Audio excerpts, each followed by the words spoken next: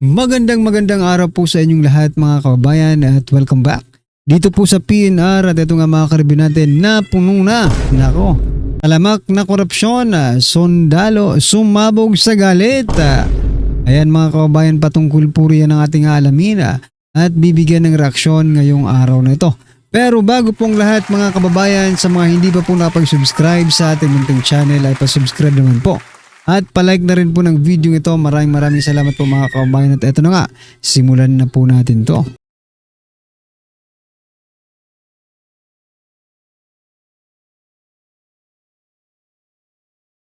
So yan mga kababayan, bago po natin muling i-play ang video ito, pasadahan po muna natin ang mga nagte-trending na balita dito po sa mundo ng social media at unahin na nga po natin to. Nako, ito pong si Senator Risa Hontiveros nanguna sa pinakabagong survey para sa mga senador. Ayan mga kababayan, ibinahagi ng Publicos Asia ang naging resulta ng pahayag 2025 third quarter survey kung saan ay nanguna si Senator Risa Hontiveros sa mga senador. Ayan, ayon sa survey, nakakuha si Hontiveros ng 52% favorability ratings. Ayan, sinundan naman siya ni Raffy Tulfo, Loren Legarda at Senator Alan Peter Cayetano. Ayan mga kababayan, mukhang ngayon pa lang pinaghahandaan na ni Senator Risa Hontiveros ang 2028 eleksyon, no? Kasi marami po ang ating nababasa na ito pong si Risa Hontiveros ay tatakbong Pangulo sa 2028. Yan mga kababayan. At ngayon pa nga lang ay pinaghahandaan na ng senador. Maybe this is bayad ba kayo, Publicos Asia? Paano nyo namang nasabi yan? Diba? Na sa dami-dami ng mangungunang senador ay si Risa Hontiveros pa talaga. Diba? Saan ba kayo nag-survey? Ano ang inyong basihan kung paano naging number 1 itong si Risa Hontiveros na senador? Ano po ba ang ginawa niya? Ano po ba ang kanyang naitulong sa taong bayan? Ano po ba ang naging benefits ng taong bayan kay Risa Hontiveros? Di ba? Parang wala naman akong naaalala. Ang palagi kong naaalala kasi mga kabayan, pag sinasambit ang pangalang Risa Hontiveros, ang pumapasok agad sa isipan ko ay PhilHealth. Kayo po ba mga kababayan, ano po ba ang pumapasok sa inyong mga isipan kapag nababanggit ang pangalang Risa Hontiveros? Ayan, okay? At eto mga kababayan, pasadahan din po natin isa pang ugok. Representative Ortega. Ayan sinabing ang pambabatikos sa Kamara ay dala ng inggit sa kanilang magandang performance. Aba, Diyos ko po. Saang banda ng House of Representatives ang may magandang performance, di ba? Naniniwala si House Deputy, paniniwala mo lang yan, no? Naniniwala si House Deputy Majority Leader Representative Paulo Ortega na ang mga batikos, no, na binabato laban sa Kamara de Representantes ay bunga lamang ng inggit sa magandang performance ng kanilang liderato. Ayan, aray ko po. Minsan masasabi mo talagang ang tao ay hindi mo talaga, don't judge the book by its cover talaga, di ba? Kasi isipin mo, kung titingnan mong maigi si Ortega, makikita mo parang very educated person, no? Pero kung ganito na lang din naman ang pagiging educated person, no? Hindi mo na masabi yung totoo, hindi mo na, 'di ba? Parang wala ka ng prinsipyo sa buhay mo. Di bali nang hindi magmukhang matalino. Importante tapat, 'di ba? At may malasakit sa taong bayan. Magmukha ka lang din namang matalino, pero ikaw ay umaabuso sa kapangyarihan na ibinigay sa iyo ng taong bayan. Diba?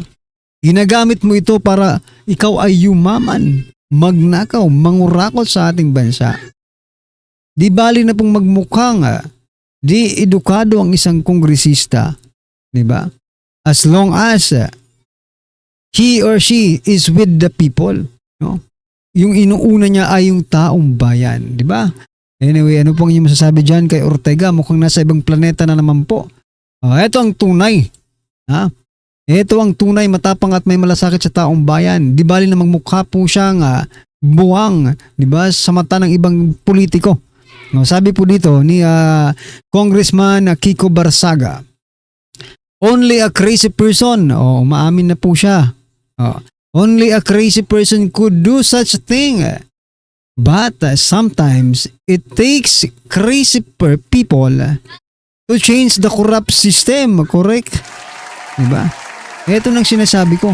Di ba lang hindi ka magmukhang matalino as long as hindi ka naman corrupt. Ayan na.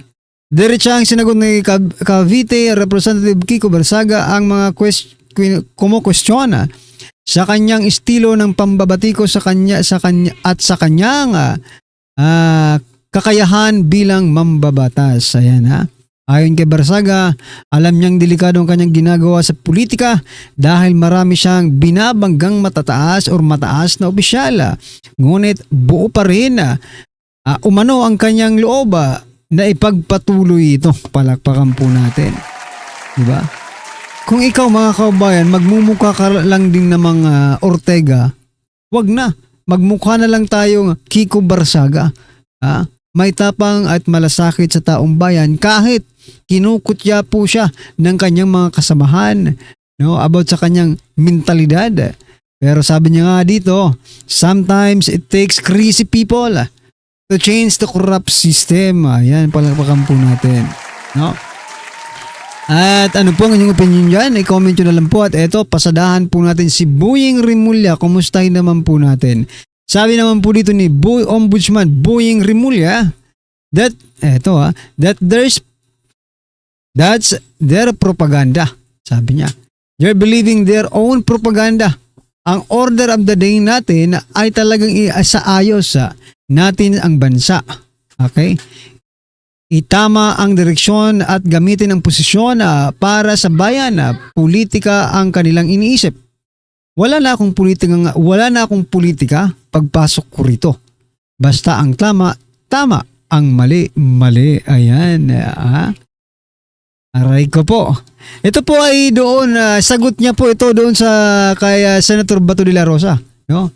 Bakit ang order, sabi ni kasi ni Senator Bato, bakit ganoon ang order of the day? No? Order of the first day ni Ombudsman. Si BP Sara agad ang binira. So sabi po dito ni Rimulya, no? Saan na 'yon? Sabi niya po dito, itama ang direksyon at gamitin ang posisyon. So, itama ang direksyon. So sa pagsasatama ng direksyon ng ating bansa, kailangan mong unahin si BP Sara. 'Di ba? Gamitin ang posisyon para sa bayan, no? So ginamit mo ang inyong posisyon para sa bayan, pero unahin mo muna si BP Sara. 'Di ba? Wala na raw siyang politika, pero inuuni niya si BP Sara. Instead na mag-focus sa flood control anomalies na ito. 'Di ba? Ang gulo ng statement mo, Rimulya, no?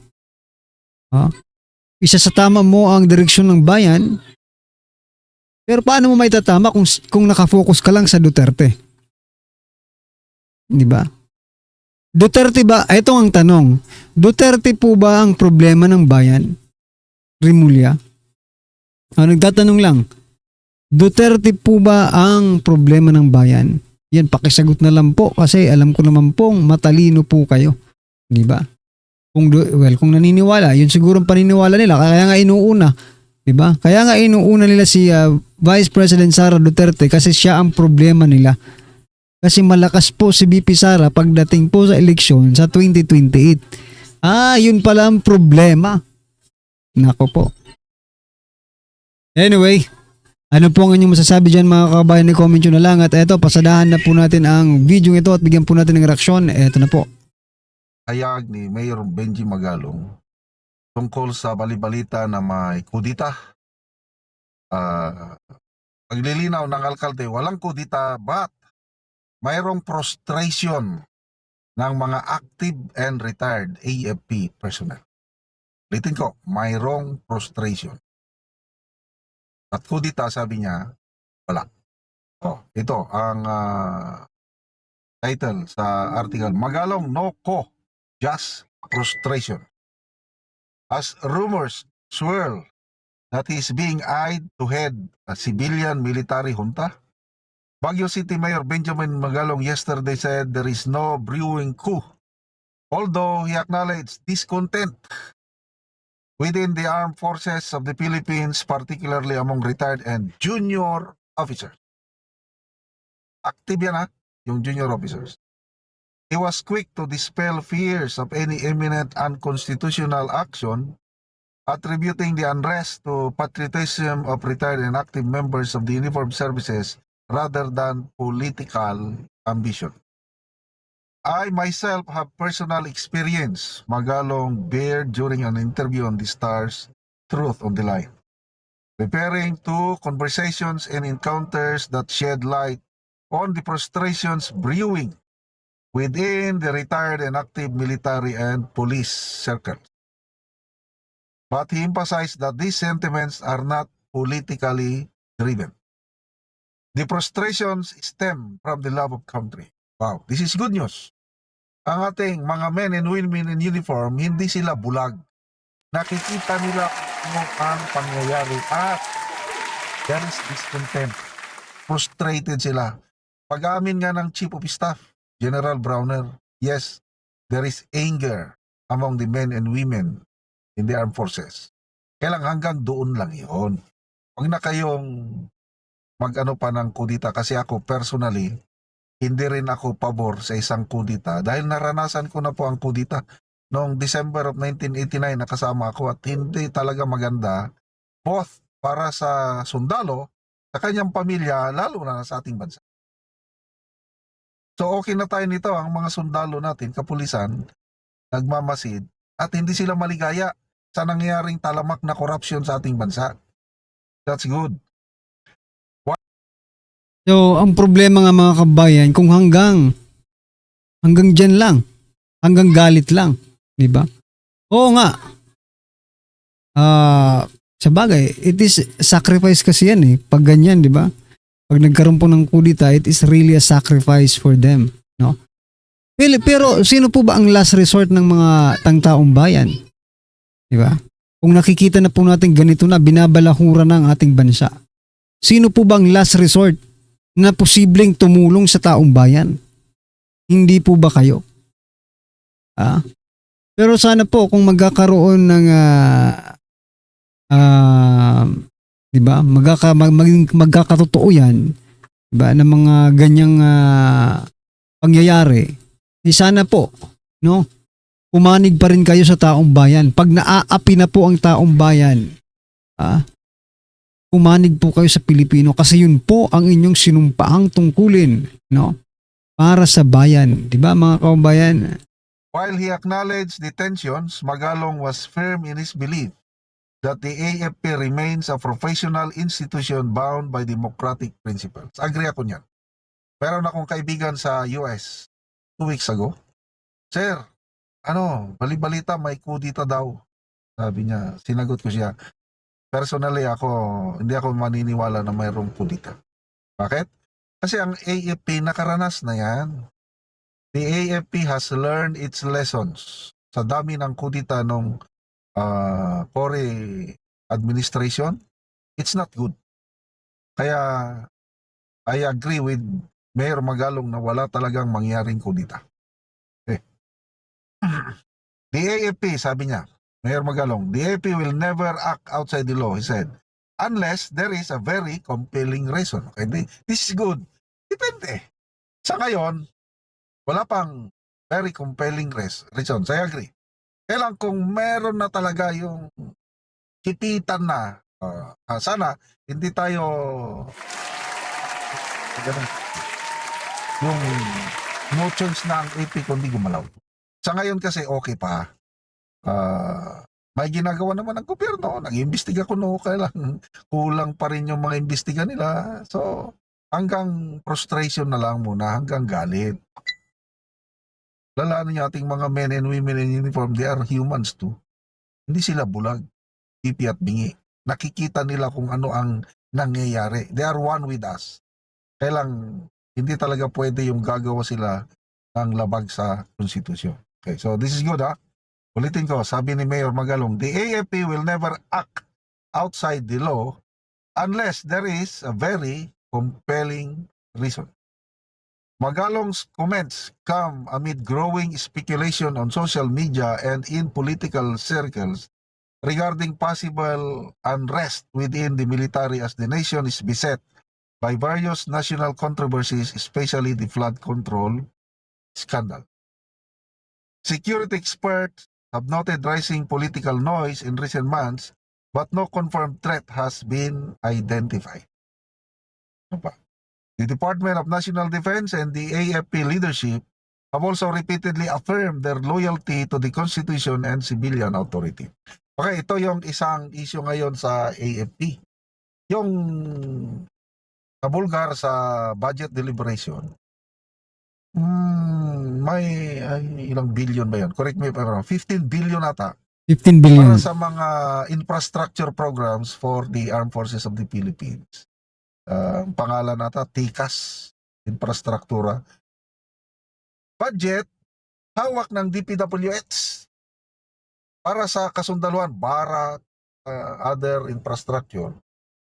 Niloloko na naman itong DPWH. Ang iba, ghost project.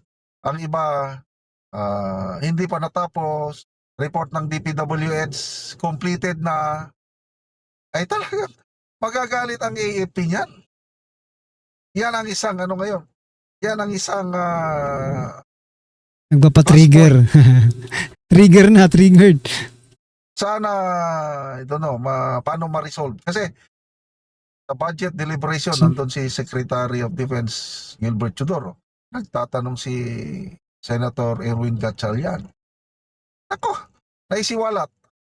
Talagang ang DPWH, ang corruption ng DPWH, hindi lang flood control projects, kasama na ang mga infrastruktura para sa mga sundalo, niloloko nila ang Nako po. kasundaluhan, kaya galit ang kasundaluhan natin sa mga ganyang ginagawa ng gobyernong ito.